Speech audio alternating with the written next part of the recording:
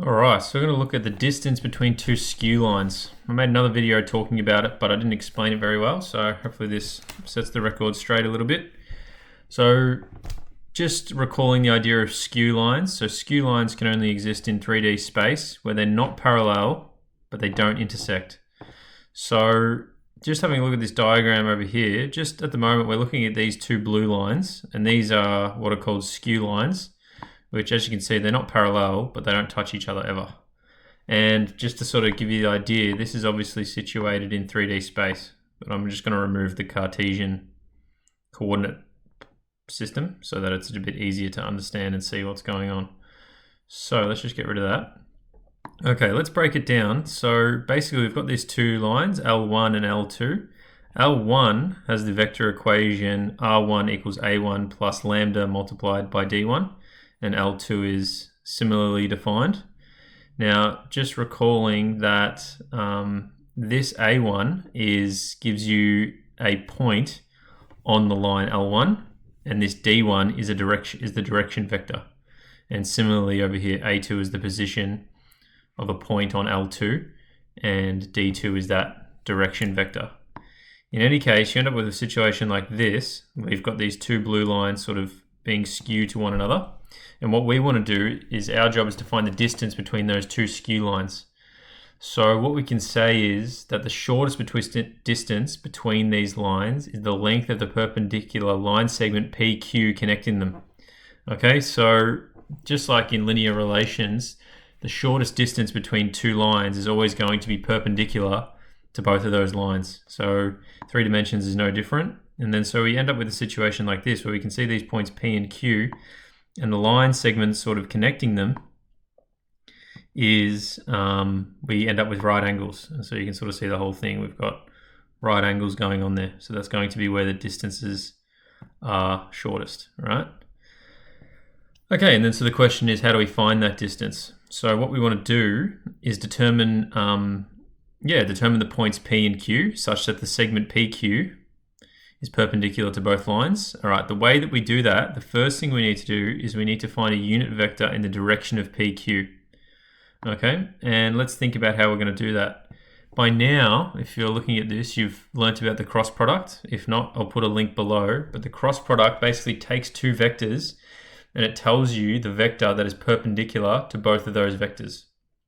That's what it means to take the cross product. So in this instance, if you were to take the cross product between the direction vector D1 and the direction vector D2, that would be the cross product between the directions of those lines.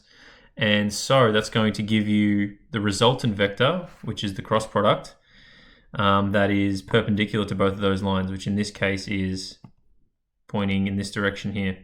And then what we do, obviously, to make it a unit vector is we divide by the size of those two, we divide by the size of that cross product vector. So we divide by the magnitude of D1 cross D2. Okay, and obviously we say since the cross product of the direction vectors produces a vector perpendicular to both lines. Okay, so now we've got a unit vector pointing in the direction that we want it to be pointing in, which is sort of in this direction. That's going to be the shortest distance. We just need to know the size of that line, right? Because remember, a unit vector has a size of 1. So we need to scale that up or scale that down based on how big the line actually is. And this is what we do. We say that the distance between the lines is the projection of PA2 onto N. Okay, and let's think about why that's the case. These points here, A1 and A2, are the positions given by these position vectors A1 and A2 respectively. So just recalling A1, lowercase a1 and lowercase a2 are the vectors, and then capital A1 and capital A2 are the actual points in space. And that's basically when lambda is 0 and mu is 0. So there's some other points on each line respectively. But I think you would agree, and I think this animation will help, if you were to project this vector P from P to A2 onto this vector over here, N, the size of that would be the size of that would be the size we need to get from P to Q. So let me show you what I mean. If we sort of take the projection of PA2 into that direction, then that's going to give us the right size, right? So I'll just show you that again because that's sort of the key idea here. We're taking sort of the component of vector PA2 that is in the direction of n, which would correspond to that. Okay, so it's sort of that distance there. So what we're going to do is we're going to scale that distance up. We're going to multiply that by the unit vector n, and that will give us the vector that we're interested in. Okay, so we say that the distance between the lines is the projection of PA2 onto the unit vector n, and that's just given by this. It's the magnitude of A2 minus A1. Remember, A2 minus A1 is the vector that's going to point from here to here. Okay, dotted with the unit vector n. Okay, and remember the use of the dot product is used to project one vector onto another. So we know that the dot product between u and v is magnitude of u multiplied by the magnitude of v multiplied by cosine of the angle, which basically measures how much u points in the direction of v. Okay, and since n hat is a unit vector, this simplifies to the component PA2 along n. Thus the magnitude of this projection gives the shortest distance between the skew lines. So we end up with that situation there. So this box in blue is what you need to know in terms of finding the distance between two lines defined by vector equations, R1 and R2, in terms of finding the distance between two skew lines. So hopefully you found that helpful.